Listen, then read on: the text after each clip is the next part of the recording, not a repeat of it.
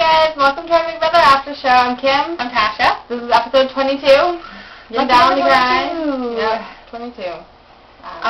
So we start off with some lovely pep talks from Sheila. She's giving them to James, and she's giving them to everybody. Because James and Josh are up on the block now, and first she goes to James and is like, you know, you can do this, you have 9 lives in this game. Yeah, you keep coming back, blah, blah, blah, you know, we got your back. And then she goes and says everything else the opposite to Josh. The exact same thing, I guess. Yeah, to Josh. But then totally defiles James' name, basically, and tells him that he should be gone and blah, blah, which is never good to say when the other person can hear you.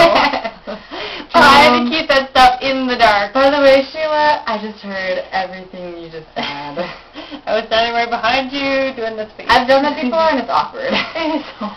It's totally foot and mouth disease. Yeah, so then... But not only does she do it once, she does it twice. Yeah, she apologized for it and then does it all over again. Like 5 minutes after. Yeah, learn a lesson. So James gets so pissed off, he jumps right out of bed, underwear and all, bears all to fight it. not bare arms, bare legs, going lots of them. Good God. Other side, it's the little white tighties, little panties, little black panties. Just going off on her. I'm sorry, but I cannot take a kid seriously if you're yelling at me in your underwear. Yeah, so there's not weird. I would just be like, I could look at him straight. I don't know, yeah. I'd have to look him straight in the eyes, and my eyes would start to wander. And he was so close to her, too.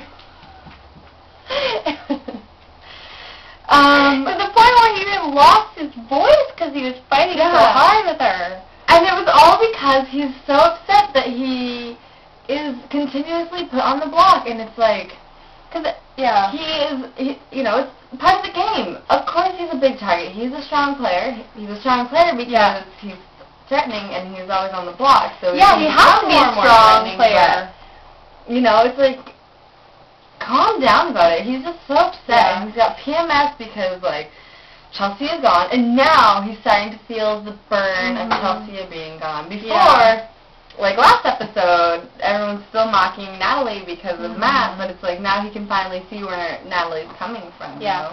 But I mean, and you have to understand, of course he's going to be a good player. When your ass is on the line every week, you're going to fight like hell for it. So, yeah, no wonder he's a good player. He has every reason to be. So, yeah, and everyone kind of gets involved in this fight. At one point, Adam gets in there and is yelling. And then he's like, oh, no, wait. He even thinks out loud, I don't want to be put up on the block for saying anything. Yeah, he says so that. He's like, I'm done. Quick start out of it. And I'm wondering, is this what Sloth does to people? This is because everyone's crazy. This is crazy. He has the world. Is that all the world? No wonder women on diets are so bitchy, right?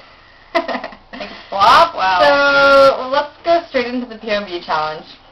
Which was another totally hard counting challenge that I'm unable to follow at home. Yeah, it was like a guesstimation kind of challenge, right? Yeah. And you can it was like poker, you either stay or fold after you see everybody else's cards, right? And James is the only one that understood this game. Yeah, he had a really great strategy. He folds, and then he starts chancing it. And everybody else is like, I'm going to chance it, and then I'm going to fold. Yeah. It was backwards. So, so he did. He wins. Yeah, good for him. Funny, though, because he was being really cocky about it, too. He was being too cocky. He was trying to get me out, blah, blah, blah. And it would have been so hilarious if he would have lost. But I'm happy for him, and I'm beginning to wonder now, two POVs and everything, is James, the luckiest name to ever have in Big Brother after BB6? Yeah. When he was the POV king?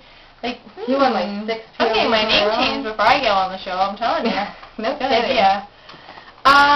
Anyways, so James wins POV, and of course he's going to take himself off the block. And Josh cries like a little baby, like a queen, just runs off, just flicks his hair back and goes off running to cry and wants to be alone. He is a smug SOB, just, can't handle it, Yep.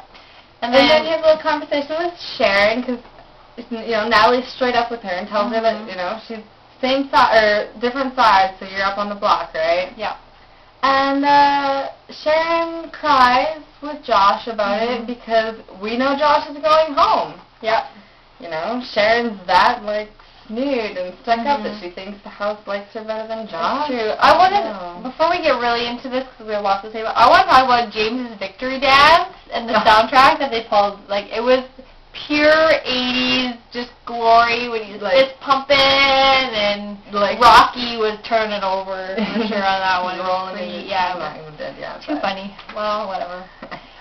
But yeah, so Sharon, super upset about this whole, just crying into her slob so bad, just so upset about, you know, I'm so sorry that I have to be the one that goes up on the block, and everyone likes me so much better that they're going to totally vote you out. Like, thanks, way to, like, make me feel good about myself. And everyone's just crying, and Sheila, stuck, you know, with the short straw, got to console the nerd herd for her. Yeah. Like, it's so awkward because it's like, I'm totally going to vote you out, but let's talk about it and make it seem like you're not going to. Give you a little ray of hope. Yeah, and then, so they're in the bathroom. Yeah. Which, I didn't know that they have seat covers. I thought that was kind of funny.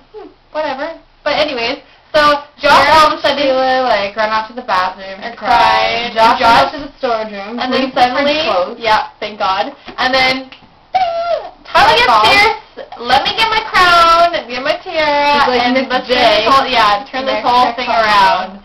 Totally goes to make a deal with Natalie and secure some votes. And Ryan and stuff. Thank God, and Ryan, Secret Alliance, totally keeping up, so he says that this whole elaborate, gets 2 votes secured, up and down the stairs. I'm surprised they didn't have the dress. But now Natalie, you know, it's going to be a tie then. He's trying to get a tie, so Natalie can break the tie and vote Sharon out. And I would be sketched if I was Natalie. I would not be. I wouldn't want to break a tie whenever possible.